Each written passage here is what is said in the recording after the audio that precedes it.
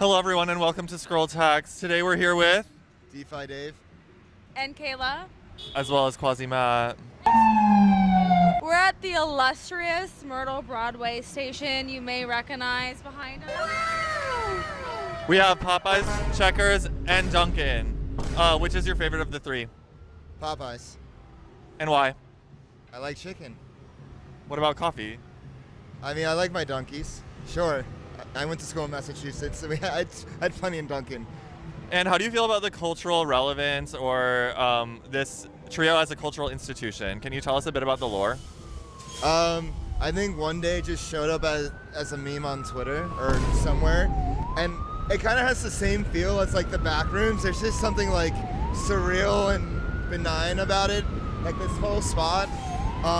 And in a way, it's like very insignificant. It's like a fucking Dunkin', Checkers, and Popeyes next to each other. It's also the most popping place on earth. I know. It's so loud. I don't think you can hear any of this.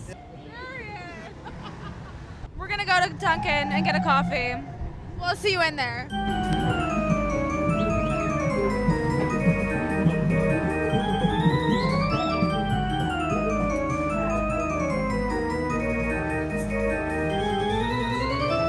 Quasi, what are you gonna get?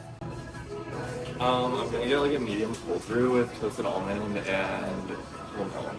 Period. Probably light ice as well, actually. Hi guys, today we are going to do a little voiceover since we lost all our video footage to our little Popeyes extravaganza. Now, normally smoking inside is illegal in America, but DeFi Dave, it seems, doesn't give a fuck and brought his cigarettes to the Popeyes. He was also acting like an arsonist trying to light our microphones on fire.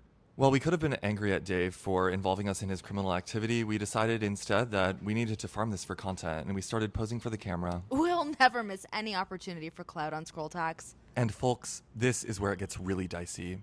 As the Popeyes employees watch from behind the cash register, DeFi Dave decides to actually light and smoke a cigarette inside. After his afternoon of illicit and illegal crime, we go back to where DeFi Dave is allegedly calling his home.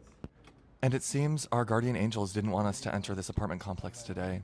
After sensing the evil energies and auras emanating from behind the door, they decided the door was locked. After a successful breaking and entering, we made it inside of the gorgeous Bushwick palace and residence of DeFi Dave. Dave immediately commences a tour of his gorgeous sunlit apartment. And I notice that there are some symbols in the background representing a man named Terrence. If you look up, you can see that DeFi Dave has ceilings that reach to the heavens, something that many affluent Brooklynites aspire to and Yao Ming would envy. I try and fail to touch the ceiling. As we take a right to the bookshelf, we see an accoutrement of different artifacts, this one being a head of Terrence.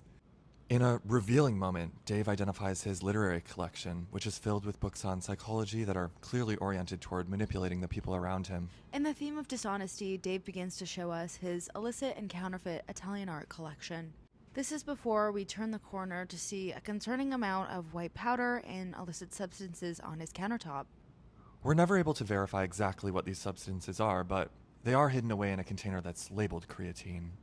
A glimpse into his fridge shows us that he likes to indulge in an alcoholic beverage once in a while, as well as Protein Max, a diet afflicting many tech pros today. In an incredibly relatable moment that makes me empathize with him, he reveals that he never cooks and simply heats up frozen food. We also discover that Dave is part of the dark woke community of New York City. If you'd like to join our chapter, please direct message Quasi or I. Without warning, Dave suggests that we engage in a satanic ritual of sorts, donning an interesting religious garb and playing music on his television. He enchants us with hypnotic visuals and trance-like music to commence our tribal dance ceremony. The ambiance he creates is truly intoxicating, and our bodies begin to convulse. In an act of normalcy, Dave begins to show us a plant that was recently gifted to him from a fellow grifter. Dave quietly mourns his departure from Los Angeles by showing us a number of pictures that are reminiscent of the area. He also reveals an affinity for art that consists mostly of scribbles and blotches on a canvas. Like any other tech bro, he loves to pretend that he has an interest in art, specifically pieces from Basquiat, which are actually dupes from Temu. Thanks for the tour, DeFi Dave. And Scrollers, we'll see you next time.